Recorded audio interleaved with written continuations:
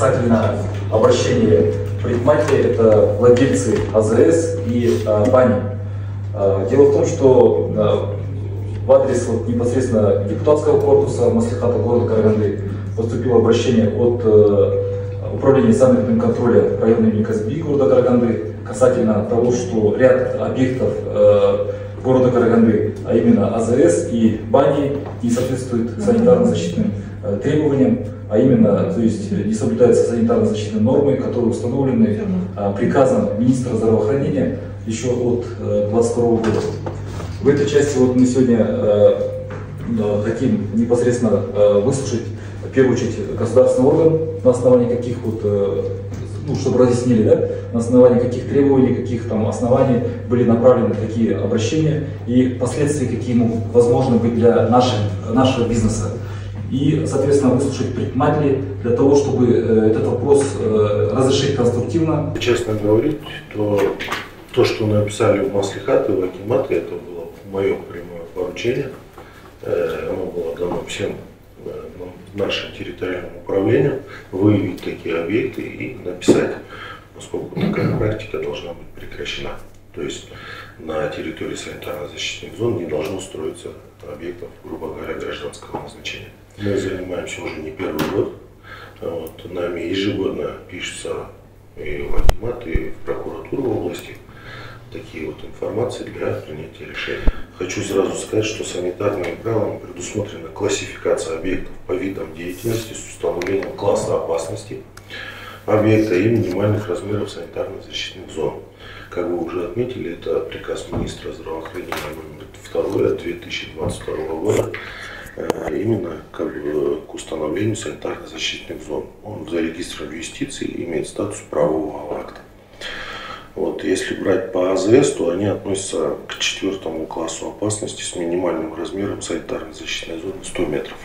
Если брать бани, о которых вы сказали, это не сами бани, это котельные бани, которые работают на жидком, твердом либо газообразном топливе. Они тоже попадают под классификацию, и минимальный размер санитарно-защитной зоны составляет не менее 50 метров.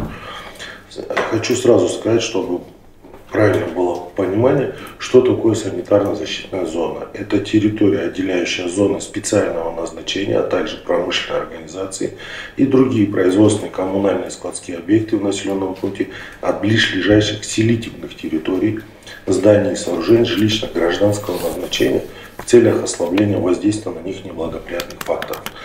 Юрий Леонидович, такой вопрос. Этот проект, который вы говорите, чтобы собственники бизнеса разработали, он проходит государственную экспертизу или не проходит? То есть проектировщик, проектируемая организация лицензированной деятельности изготавливает проект, рассчитывает нормативы, где-то еще дополнительно экология или нигде не проходит, просто вам на согласование все. Если расчеты верны, то он проходит без всяких.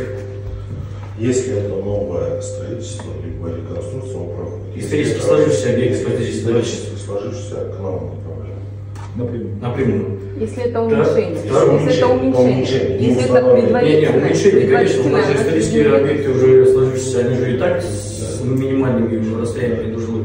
Второй вопрос. Смотрите, вы говорите, вас исключили, ваши функции позабирали те или иные в приемке эксплуатации на данный момент, да? То есть до 17-го, с 15-го года до 17-го года вы же принимали,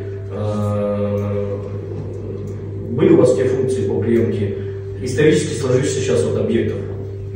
То есть на тот момент, когда вы их принимали, все нормативы у них были, вы их принимали со всеми теми установленными, которые были на тот. То есть закон обратной силы не имеет. Да?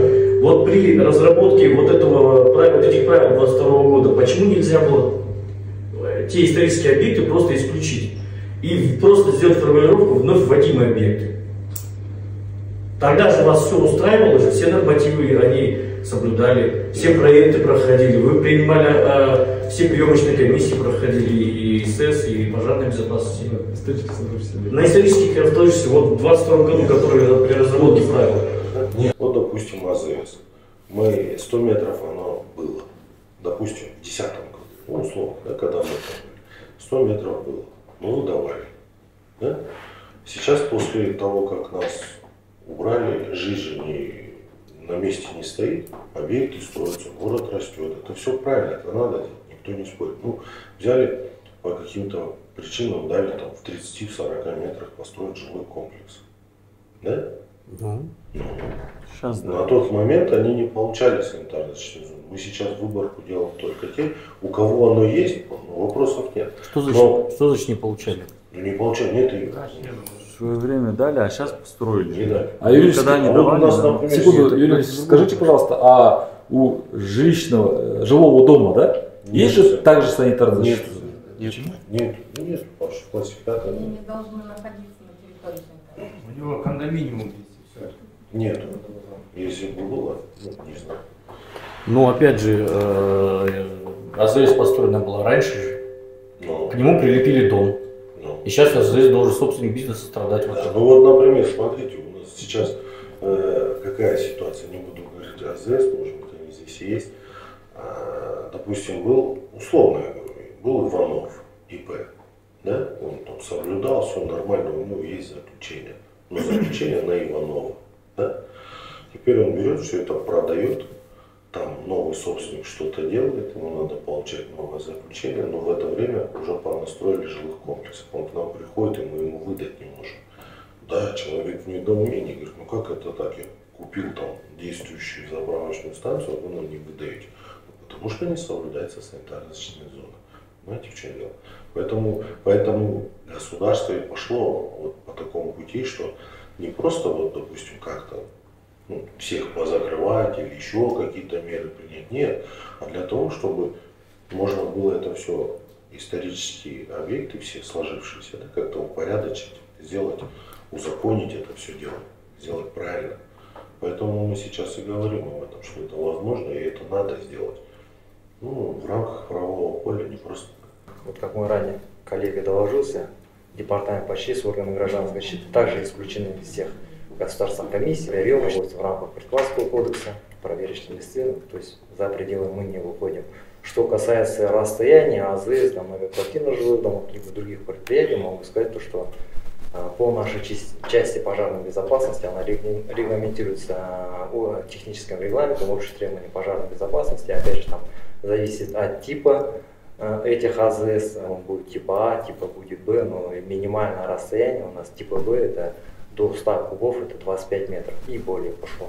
То есть она, соответственно, от машин, от их массы, она может в 2 раза увеличиваться, то есть типа А на 50 метров, то есть если у нас большой грузный автомобиль, то она в 2 раза увеличится, то есть соответственно 100 метров. Которые правила были утверждены приказом министра от 2022 года, 11 ноября. То есть там, согласно этих норм, были увеличены, да, расстояние, то есть 100 и более метров, до 300 метров, 299, да? Баня, вот, ИП-Сити, пожалуйста, вопрос. Ну, просто вижу, что такое ощущение, что тучи сгущаются. Я Сирозудинов Сабиржан, управляющий МПФ-Сити. Баня, ресторан, весь комплекс у нас культурно-оздоровительный. Вот. Сейчас уже мы 3-й раз присутствуем на круглом столе. И ощущение тревоги, что чем это все грозит. Тревожно не было, да? Да, я вам вот сейчас решение проблемы сказал, право ваше, принять его или нет. Но я вам совершенно конкретно могу сказать, раз мы живем здесь и строим правовое государство, мы должны в рамках всего законодательства работать и приводить в соответствие с действующими правовыми актами ваши объекты. Это раз. Второе, чем грозит? Если вы ничего не сделаете, мы выйдем на профконтроль с посещением, в рамках этого профилактического контроля с посещением вынесем меру оперативного реагирования для остановления деятельности вашего объекта. Вот и все. Юрий сказал, да, необходимо вам нанять проектную организацию, которая вам посчитает вот эти нормативы, и, соответственно, с учетом этих, в рамках даже производственного контроля вы можете обратиться к соответствующему органу полномочному, и, соответственно, они в этом отношении помогут. По 26 пункту данных санитарных правил вы сейчас говорили о среднесуточных концентрациях, а там есть максимально разовые. А среднесуточные не могут вам написать без максимальной разовой. Не, ну вот смотрите, чтобы посчитать среднесуточную концентрацию, я вам не требования говорил, я говорил, что мне задают часто этот вопрос, можем ли мы предложить протокол лабораторных исследований части производственного контроля. Да? Я вам говорю, да, можете, но при условии, если это есть, если это указано. Потому что не во всех протоколах это указано. Ну, как бы, я не знаю, почему это делается, может быть, сам договор так составлен, ну, именно на ингредиент. Не знаю, сложно. Выполняется четкое требование пункта 26. Какие там написаны основания, Да. они в полном объеме должны иметь место в проекте организации создания существующих объектов. Хорошо. Нет, там не в правилах, во-вторых, там расписано, и есть от источника выброса. Нет, радиус, вот источник Я и выброса. говорю, С края, с центра. Я и говорю, от источника. От источника. Если есть труба, значит есть это. Если это АЗС, то это топливо-раздаточные колонки и резервуары для хранения топлива. Все, вот от них идет. То есть 100 метров, ну, по румбам просто. Все. Если это, допустим, ArcelorMittal, к примеру, сам вот завод, да, то там у них много объектов, то есть там порядка 60 цехов, ну, свыше даже, да. Там идет у них суммарная санитарно-защитная зона, и она не считается только от трубы, где идут выбросы, да, а они уже в других местах, ну, то есть это все расписано в правилах. Поэтому, уважаемые бизнесмены, делайте, приводите в соответствие с действующим законодательством, никаких проблем у вас не будет.